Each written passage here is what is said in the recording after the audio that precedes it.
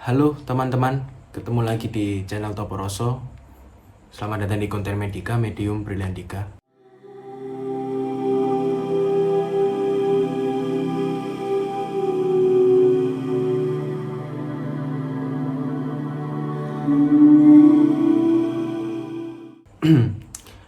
Medika jarang upload ya, karena ada beberapa urusan keluarga yang memang harus aku urus. Jadi memang ada beberapa channel yang memang divakumkan dulu atau dihentikan dulu. Tapi ini akhirnya aktif lagi ya. Terus setelah sekian banyak Medika upload itu kan, terus ada banyak pertanyaan soal kesadaran dan seterusnya. Sehingga mumpung Medika ini barusan aktif lagi, maka coba kita balik di awal dulu. Karena kalau kita tidak tahu apa yang kita pelajari, itu kan itu ya teman-teman ya. Maksudnya agak ngambang gitu nggak sih?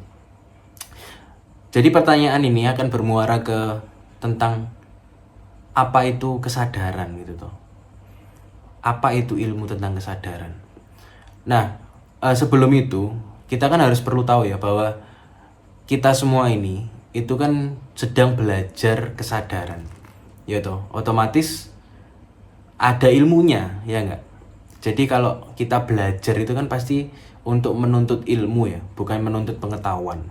Nah, bedanya pengetahuan sama ilmu itu apa? Pengetahuan itu adalah informasi-informasi yang kita tahu. Sedangkan ilmu itu adalah pengetahuan yang kita sudah praktekkan. Nah, makanya belajar ini adalah menuntut ilmu. Selain kita mendapatkan pengetahuan, ya juga harus mempraktekannya sehingga menghasilkan sebuah ilmu. Makanya nggak ada istilah menuntut pengetahuan ya, adanya tuntutlah ilmu gitu toh. Nah, ilmu ini apakah perlu guru? Apakah perlu coach, perlu mentor atau seterusnya? Karena kan kalau kita belajar ilmu itu kan kalau di sekolah itu kan ada dosen, mungkin ada guru matematika, guru macam-macam itu tuh. Kalau menurutku itu perlu, karena ilmu itu datang dari orang-orang yang sudah pernah mempraktekkan. Karena definisi ilmu itu adalah pengetahuan yang sudah dipraktekkan. Nah, sehingga kita harus mencari praktisi. Mungkin kita sebutnya praktisi ya, ahli, seorang ahli. Ya bisa disebut sebagai guru untuk mewedar sebuah keilmuan. Contohnya misalkan hal simpel, kita pengen belajar nyetir mobil gitu ya. Kan kita harus bertanya ke praktisi atau sopir yang sudah bertahun-tahun itu mengalami kondisi di medan jalan kayak gimana, terus memahami kopling, mekanisme kopling mobil, mekanisme ruangan haluan kanan kiri, kan seperti itu. Jadi selama ada ilmu, disitulah ada seorang praktisi yang mewedar sebuah ilmu. Nah, biasanya praktisi ini itu muncul di salah satu komunitas. Entah itu komunitas A, komunitas B, macam-macam, atau sebuah perkumpulan atau padepokan. Kalau aku bilangnya sekolah ya, semacam sekolah lah teman-teman. Nah, itu dia. Jadi apakah harus ada guru? Harus ada. Tapi maksudnya gini ya, bukan guru yang semacam harus benar-benar, oh inilah guruku, bukan seperti itu. Maksudnya guru ini bertindak sebagai mewedar pengetahuannya, agar kamu lebih tahu soal kesadaran, soal ilmu yang bernama kesadaran. Nah, itu dulu ya, kita pahami dulu ya. Oke, itu dulu. Terus habis itu kita masuk ke bahasan sebenarnya apa ilmu kesadaran. Toh selama ini loh kita udah sadar ya nggak sih? Kita sedari lama itu sudah sadar-sadar aja. Kita kan tidak sedang pingsan ya. Kita kan tidak sedang tidur ya. Kita bicara gini juga sedang kondisi sadar. Kita makan, kita berdialog dengan teman, keluarga dan sebagainya itu juga dalam kondisi sadar. Terus maksudnya kesadaran itu apa gitu loh. Maksudnya sebuah ilmu yang bernama kesadaran atau consciousness itu apa? Kalau kita telisik lebih dalam ya, bahwa sebenarnya sadar dan kesadaran itu berbeda teman-teman. Karena yang menurutku sadar, yang kita selama ini sadar itu tidak pingsan atau dalam kondisi sadar, itu adalah hanya sekedar sadar. Kita tidak mengalami background atau yang tahu siapa yang sadar. Ini penting. Jadi misalkan sadar itu hanya sekedar sadar. Sedangkan kesadaran itu ada yang sadar dan ada yang tahu bahwa ini itu sedang sadar. Nah, jadi ada sebuah layer tertentu di belakang ini yang sadar, itulah kesadaran. Kurang lebih seperti itu. Jadi kalau sadar memang kita sudah sadar sedari dulu, sedari lama, sedari lahir pun kita sudah sadar. Nah, cuman itu ada sebuah ilmu yang berkembang di masyarakat dan di praktisi-praktisi yang lain, itu yang memahami bahwa ternyata kita nggak hanya sekedar sadar loh, ternyata ada sesuatu yang tahu bahwa kita itu sedang sadar. Nah, sesuatu inilah yang menjadi KPI atau yang menjadi sebuah tujuan dari ilmu kesadaran itu. Jadi bukan hanya sekedar sadar, tapi ada sesuatu layer di belakangnya. Dapat dipahami ya teman-teman ya? Ini masih basic awal sekali kenapa itu kesadaran. Nah, kenapa itu kesadaran? Karena kesadaran ini itu melampaui sadar, sehingga dia itu harus mengubah namanya dari sadar menjadi kesadaran. Dari objek yang hanya mati menjadi sifat. Kayak misalkan Tuhan. Tuhan itu kan dengan kata benda ya. Tuhan itu kan kata benda. Tapi kalau ketuhanan itu adalah kata sifat. Jadi benda yang disifati ada di belakangnya itu. Jadi Tuhan dan ada ketuhanan. Nah, ketuhanan itu adalah yang mensifati si kata benda ini. Ini kalau misalkan loh teman-teman ya, misalkan kita ibaratkan soal kata yang bernama Tuhan. Aku tidak merujuk ke Tuhan yang dibahas religion ya. Ini kata, contoh kata. Misalkan ibu lah, ibu itu kan kata benda, ibu. Tapi ada sifat di balik seorang ibu yang bernama keibuan. Jadi ada ke dan an di situ. Yang sehingga ke dan an ini malah menjadi dimensinya hidup. Nah, contohnya kata-kata hidup. Hidup itu kan sebuah kata mati ya, kata benda ya. Tapi untuk mensifati hidup itu perlu kehidupan. Jadi ada ke dan an yang di belakangnya. Itu halnya sama ketika sadar. Sadar itu hanya sekedar sadar. Cuman ada sebuah KPI atau indikator yang dimana kesadaran ternyata sadar ini ternyata ada kesadaran, ada di belakangnya itu. Nah, itu yang dibahas praktisi-praktisi kesadaran. Makanya kan sekarang marak ya banyak praktisi-praktisi kesadaran yang membahas tentang sifatnya ini ya, atau layer di belakangnya ini. Nah, kalau biasanya di komunitas Toporoso itu aku mengibarkan layer ini sebagai penyaksi. Kenapa kok aku sebut penyaksi? Karena dia itu bertugas, atau bukan bertugas ya, sepanjang hidup kita itu dia menyaksikan apa yang kita lakukan. Jadi katakanlah kita jatuh sakit, ya toh. Sebelum kita tahu kita sakit, itu kan ada seseorang yang tahu dulu. Ada sesuatu yang tahu dulu bahwa kita itu keadaannya sakit. Makanya sadar akan sakit itu terjadi setelah ada yang tahu gitu loh. Paham ya?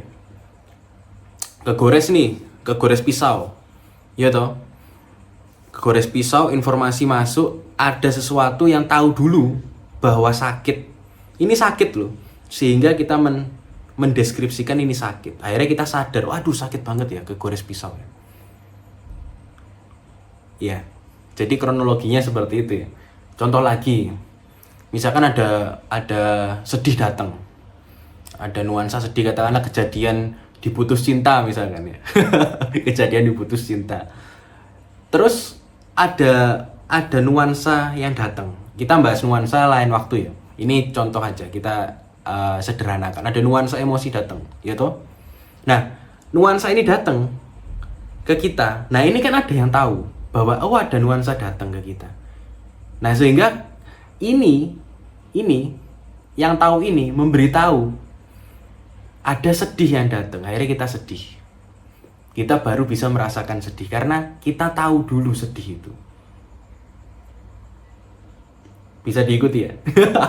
Kita tahu dulu. Nah, kenapa kok kita itu perlu mengetahui ada yang tahu di belakang layar ini kenapa? Kenapa ayo? Karena kita kadang atau bahkan sering teridentifikasi oleh hal-hal yang di permukaan. Itu tujuannya. Kenapa kok ilmu kesadaran itu ada dan diajarkan oleh para master? Ya karena ada penderitaan. Ada banyak orang yang menderita, banyak orang yang salah identifikasi, banyak orang yang dilanda kesedihan sepanjang hidupnya, banyak orang yang sial, yang tidak beruntung di dalam hidupnya, yang disakiti banyak orang macam-macam. Itu bisa diurai hanya dengan kita memahami mekanisme ada sebuah sesosok. Aku bilang sosok ini dalam tanda kutip ya teman-teman ya. Padahal ya bukan sosok, tapi dalam tanda kutip ada sosok di balik kamu yang sedang menderita itu. Nah, yang selama ini kita mengira ini kita yang menderita. Padahal kita itu adalah ini. Nah, ini loh. Ini yang menarik. Kita itu adalah ini itu maksudnya apa? Maksudnya itu kita selama ini itu kita yang tahu. Bukan objek yang datang itu kita. Contohnya misalkan ada kesedihan datang. Kita tahu ada kesedihan datang. Terus kita rasakan, kita tahu, kita merasa seperti itu. Tapi kan kita bukan kesedihan. Tapi kita yang tahu ada sesuatu gitu loh. Ada layer di belakang kesedihan itu, itulah kita.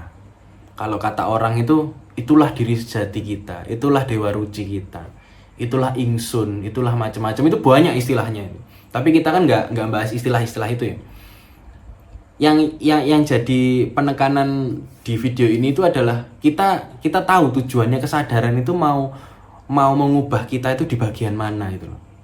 Ya itu di bagian ya dalam tanda kutip sudut pandang lah, sudut pandang yang lebih luas. Karena kita mengacu kepada siapa yang tahu, siapa yang menyaksikan. Seperti itu ya. Nah, kalau mekanisme penyaksiannya, mekanisme emosinya nanti kita bahas di lain waktu lah. Tapi kalau di sini seenggaknya kita harus paham dulu nih basicnya kenapa kita harus belajar ilmu kesadaran gitu loh. Karena yang selama ini kita sekedar sadar, sehingga kalau sekedar sadar kita itu rawan menderita, rentan mendapatkan kegalauan, ketidaknyamanan. Akhirnya kita coba tarik mundur diri kita. Yang kita kira itu diri kita yang ini, itu kita tarik mundur ke belakang, kita saksikan. Nah, inilah yang kita akan bahas nanti. Bukan ini, kalau ini mas sudah banyak yang bahas. Ini itu maksudnya apa? Ini kamu harus bersyukur, harus gini. Ini udah banyak sekali. Mekanisme ini sudah banyak sekali. Tapi jarang ada orang yang bisa menarik mundur ini ke belakang dan membuka mata dan menyaksikan ini. Sehingga ketika ini menangis, ini nggak menangis. Dia hanya tahu ada sesuatu yang sedang menangis. Ini ketawa, dia hanya tahu ada sesuatu yang sedang ketawa. Makanya ini maha tahu nih. Maha tahu. Karena kamu nggak bisa kabur dari sini. Sesembunyi apapun ini dia tetap mengikuti. Bayangkan ini adalah layar. Sedangkan yang ini itu adalah film. Film itu mau filmnya bertema apa, layar tetap ada di sana. Mau filmnya bertema kabur, layar itu tetap di sana. Kamu nggak pernah bisa kabur dari layar dan nggak pernah bisa sembunyi. Kurang lebih seperti itu teman-teman. Jadi paham ya, kenapa kita perlu belajar ilmu kesadaran dan apa itu kesadaran, tujuannya apa sih, KPI-nya apa sih, gitu. Nanti kita akan bahas tentang meditasi, tentang penerimaan, tentang macam-macam metode-metode apapun lah. Jadi kita akan bahas di sini di channel Toporoso ini di Medika ya. Oke, kurang lebih seperti itu teman-teman ya. Mohon maaf kalau ada salah kata dan apabila ada kekurangan ya mohon maaf untuk penjelasannya. Nanti kalau memang kurang jelas tanyakan aja di kolom komentar atau di DM Toporoso. Oke, kurang lebih seperti itu. Terima kasih yang udah menonton sampai menit ini. Selamat bersenang-senang.